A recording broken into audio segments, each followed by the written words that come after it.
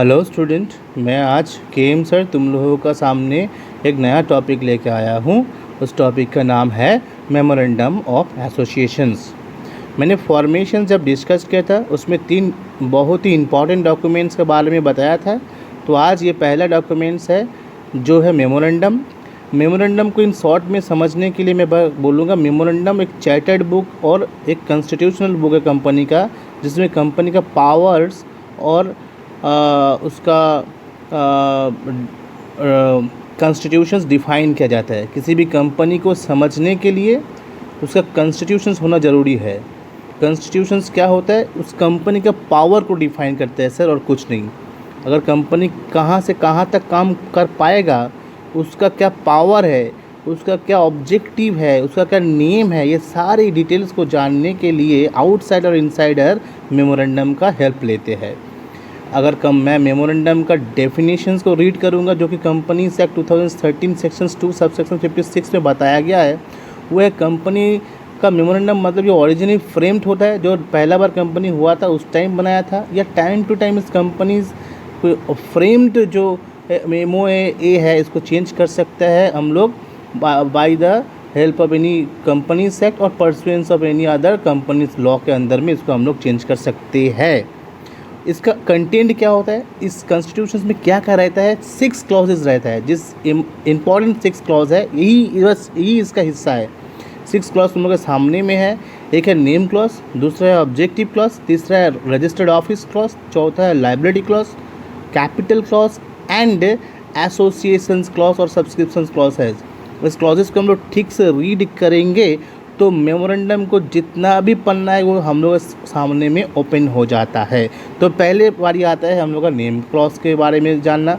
Name clause मतलब हम किसी भी कंपनी खोलेंगे, अगर वो प्राइवेट होगा तो प्राइवेट कंपनी के नाम रखेंगे, पब्लिक होगा तो पब्लिक कंपनी लिखेंगे, लेकिन कंपनी का जो नेम होगा वो हमको देखना पड़ेगा कि गवर्नमेंट उसके ऊपर कुछ रोक धोक लगाया है कि नहीं। अगर गवर्नमेंट कुछ रोक धोक लगाया है तो उस नाम को हम यूज़ नहीं करेंगे।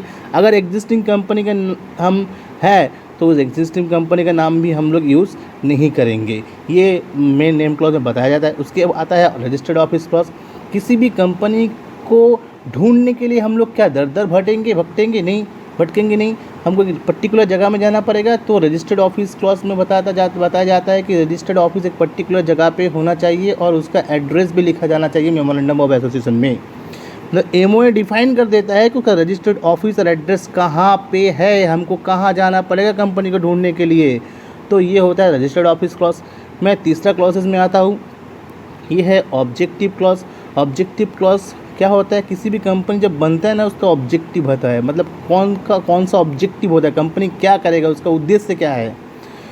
कंपनी का ऑब्जेक्टिव होना ज़रूरी है। बिना ऑब्जेक्टिव कोई किसी भी कंपनी रन नहीं कर सकता है। और अगर हम लोग इन्वेस्ट भी करेगा कंपनी का, तो हमको देख के इन्वेस्ट करना पड़ेगा कंपनी कौन सा ऑब्जेक्टिव के ऊपर रन कर रहे हैं। हो सकता है वो मैन्युफैक्चरिंग, हो सकता है वो सर्विस, किसी भी हो सकता है, लेकिन उसका नेम के साथ ऑब्जेक्टिव का मिलना जुलना ज़रूरी होता है।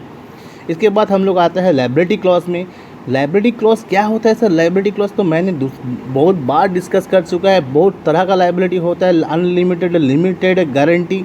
तो कंपनी का लाइबिलिटी क्या होगा? लिमिटेड होगा, अनलिमिटेड होगा, या गारंटी, या मिक्स होगा?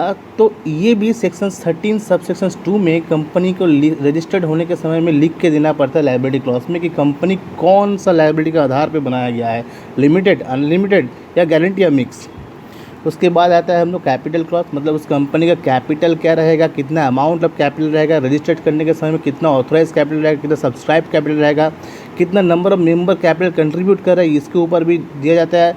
या उस कंपनी का वैल्यू ऑफ शेयर क्या रहेगा, वो भी इसमें डिसाइड किया जाता है कैपिटल क्लॉजेज में। या the capital clause with which the company is registered और नॉमिनल और ऑथोराइज्ड क्या होगा, ये भी इस बारे में हम लोग कैपिटल क्लॉज के बारे में जाता है। एसोसिएशन क्लॉज क्या है? Association clause stateds the cause the subscriber declare they are desire to be inform in the company and agreed to take shares stated against their names and also names, address, occupations, subscribers must be given in such subscriber must sign in the presence of at least, मतलब जितना भी जुड़ा हुआ व्यक्ति है company के साथ सारा का डिटेल्स रहता है एसोसिएशन क्लॉजेस के अंदर में, जो कि सेक्शन 13 सब सेक्शन 4C में क्लियर किया गया है। मैं नेम को अगर चेंज करना चाहूँ तो अल्टरेशंस में आऊँगा, तो वो आता है अल्टरेशंस ऑफ क्लॉजेज में, और स्पेशल रेजोल्यूशन लेना पड़ता है, गवर्नमेंट के पास भी रेजोल्यूशन लेना पड़ता है। और no approval of central government is necessary if changes name involves only the additions और declaration of private and public limited. अगर होगा तो गवर्नमेंट से अप्रूवल नहीं लेना पड़ता है, और चेंज ऑर्डिनरी रेजोल्यूशन अप्रूवल लेना पड़ता है सेंट्रल गवर्नमेंट के पास। रजिस्टर्ड ऑफिस को हम लोग चेंज करना चाहा तो अल्टरेशन कर सकते हैं हम लोग। अगर सेम प्रीमिसेस से दूसरा प्रीमिसेस है, मतलब हावड़ा में एक ही घर से दूसरा घर में हम रजिस्टर्ड ऑफिस ट्रांसफ़र करना चाहता है, तो सिर्फ एक सिंपल बोर्ड डायरेक्टर के पास से रेजोल्यूशन बुलाकर, मीटिंग बुलाकर मैं चेंज कर सकता हूँ। इसके वजह से कुछ इमरजेंसी और कुछ ऐसा नहीं चेंज करना नहीं पड़ता है। मैं ज़्यादा से ज़्यादा ध्यान देना चाहता हूँ इसमें चेंज ऑफ रजिस्टर्ड ऑफिस। देखो, एक सिटी से दूसरा सिटी, एक विलेज से दूसरा विलेज, ठीक है, इसके और सेम स्टेट के अंदर में वेस्ट बंगाल है, हावड़ा से कोलकाता हमको जाना है, ये 4 क्लॉजेस है। देखो, स्पेशल रीजन लेना पड़ेगा, कन्फर्मेशन रीजनल डायरेक्टर होना पड़ेगा, कॉपी 1 और 2 आरओसी के साथ जमा देना पड़ेगा, तो आरओसी को 30 डेज़ के अंदर में नोटिस देना पड़ेगा, तभी हम लोग एक सिटी से दूसरा सिटी में चेंज कर सकता है। अगर हम लोग एक स्टेट से दूसरा स्टेट में अपना रजिस्टर्ड ऑफिस चेंज करना चाहे, मान लो मेरा पुणे में रजिस्टर्ड ऑफिस है, मैं कोलकाता में लेके आना चाहता हूँ, तो उसमें लिए हुए तीन क्लॉजेज है। एक है स्पेशल रेजोल्यूशन लेना पड़ेगा, दूसरा है कन्फर्मेशन ऑफ सेंट्रल गवर्नमेंट से लेना पड़ेगा, और फॉर सर्टेन पर्पस ओनली। और ये जभी तभी चेंज नहीं कर सकते हैं हम लोग, ये एक पर्टिकुलर पर्पस होना चाहिए कि मैं ये रीज़न है मेरा चेंज करने का, ये वजह है, मैं जभी तभी चेंज नहीं कर सकता हूँ।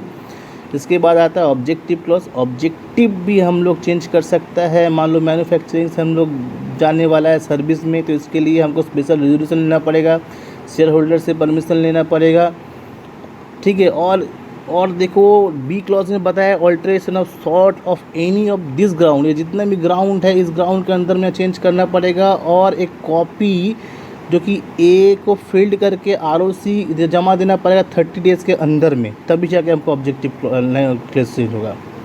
लाइबिलिटी क्लॉज भी हम लोग चेंज कर सकता है। The liability of the member of the company can not be increase unless the member agrees in the writing.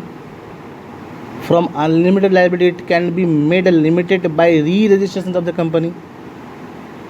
इसकी वजह से हम लोग चेंज कर सकते हैं। लाइबिलिटी क्लॉजेज में अल्टरेशंस लिया सकता है, लेकिन सभी अल्टरेशंस होगा under any previous of companies act and pursuance of any previous companies act and this act. मैं फिर से ध्यान देना चाहूँगा कैपिटल क्लॉज के चेंजेस के बारे में। मैं कैपिटल क्लॉज को भी ऑल्टर कर सकता हूँ, लेकिन पावर को reduce of share capital must be guaranteed in the article of the association of the company. मतलब अगर मैं कैपिटल क्लॉज को चेंज करना चाहूँ तो वो आर्टिकल में क्या बोला गया कैपिटल को लेकर के उसको देखना पड़ेगा। और the company can be applied to the court by petitions for getting the confirmation from the court for reducing the share capitals और increasing the share capitals, both cases. आज के लिए स्टूडेंट इतना ही तक। मैं आशा करता हूँ मेरा सारा कॉलेज के स्टूडेंट को मैं बहुत ही मिस करता हूँ। मैं वो कॉलेज के दिन, वो कॉलेज को मिस करता हूँ, तुम लोगों को बहुत ही मिस करता हूँ। होपफुली तुम लोग घर में सभी स्वस्थ है, अपना ध्यान रखेगा, फैमिली के पास में रहेगा, और कम से कम घर से बाहर मत निकलो। ठीक रहो, अच्छा रहो।